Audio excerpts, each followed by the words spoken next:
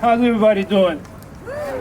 I hope you're fired up and ready to go, because with the climate issue, we're in deep trouble. They just passed this bipartisan infrastructure bill that adds $25 billion in subsidies to the fossil fuel industry on top of the $20 billion they already give every year. And then they're saying, we'll wait for Build Back Better. Build Back Better, what's left is corporate welfare. Most of the solar industry, for example, is dominated by big oil. Exxon, Mobil, Chevron, BP, Shell, they're the ones investing in solar. And instead of mandating, which was the original proposal, a clean energy standard, to reduce carbon emissions from power production 4% a year, they cut that out. Instead, they're going to give them some money if they do that. But we've been through a decade where renewables have expanded, but fossil fuels have not decreased.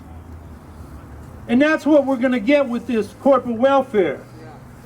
Meanwhile, Biden's over in Glasgow saying a bunch of crap about deforestation and 30% reductions in methane, while he has on his desk the ability to stop the equivalent of 400 average coal plants. These are 23 natural gas projects. Pipelines, like we've been fighting in Line 3 and Line 5. And the Dakota Access Pipeline. He did his token gesture on Keystone and all these others, including 3 liquefied natural gas export facilities. He could stop the permitting of that, and he doesn't. So he's in Glasgow talking crap. Meanwhile, he's supporting the fossil fuel industry. That's where we're at. So we've got a fight on our hands.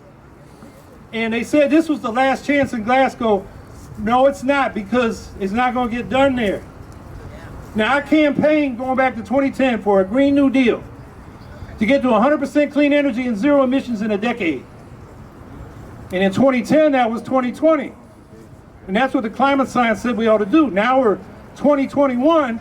We're looking at 2031 to do this massive transition, which is going to require the transition from fossil fuel capitalism to an eco-socialism, where transportation and energy, power production, and much of manufacturing is socially owned and publicly planned, so we can get this transition done.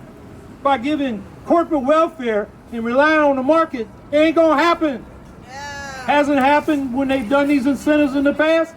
It's not gonna happen with what they're offering now, so that's what we gotta fight for.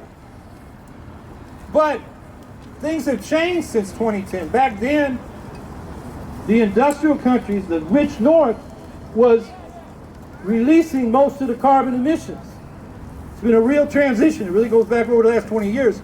The global South may be income poor, but in terms of production, because our corporations have moved factories overseas, the global South now produces 2/3 of the carbon emissions of the world.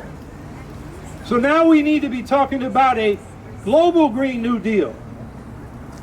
And the responsibility we have is climate reparations. Because historically, the U.S. accounts for 25% of all the emissions. And even with these emissions now coming from these other countries, a lot of that is embedded in the stuff we import. It's embedded in the rainforests we destroy for grazing cattle to get, Big Macs, and for wood products, and for palm oil, which is part of so much of the processed food now. And those palm oil plantations don't absorb carbon like the rainforest does. So that's part of an unequal ecological exchange, which we bear major responsibility for. Now, people say, well, it's charitable to do these climate reparations, and yeah, we owe it. But I think we need to look at it more positively. These are investments in the habitability of the planet for all of us, including us in the North. So it's an act of solidarity with ourselves as well as people in the poor global South. So, did all that without my notes, and I think I'm about halfway through. So, and this is 2021, the world has only contributed, the rich countries, 10 billion. Out of the 100 billion a year promise, 10 billion total. It ain't even real. plus 100 billion even enough? If you just talked about what the U.S. ought to contribute to this reparations fund, it's called the Green Investment Fund, did it on a per capita basis, population, the U.S. owes 35 billion a year. If you did it on the basis of GDP, U.S. owes 45 billion a year.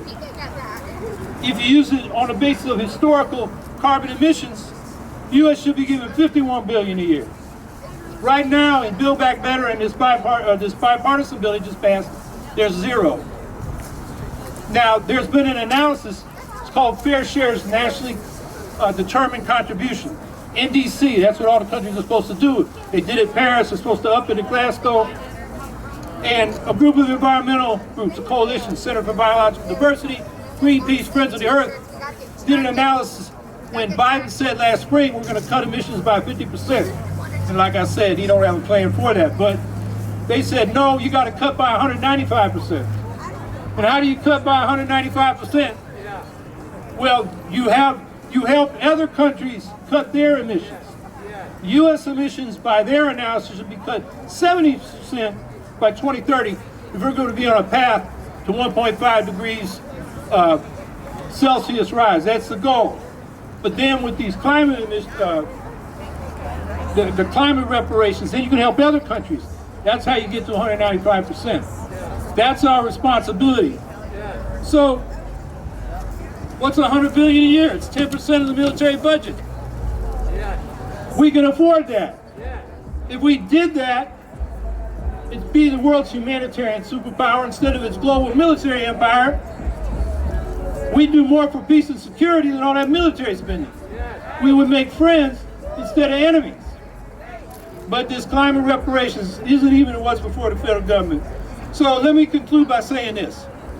Our responsibility in this country is to get a domestic Green New Deal and to get some money for these climate reparations. That's the most important thing we can do. But then we gotta be in solidarity, because where these emissions are coming from, India, China, Indonesia, Brazil, South Africa, they have movements for their own Green New Deals. We need to be in solidarity with them. Because this is now a global problem, not just something that we can solve alone here in the United States. Amen. Thank you, Howie.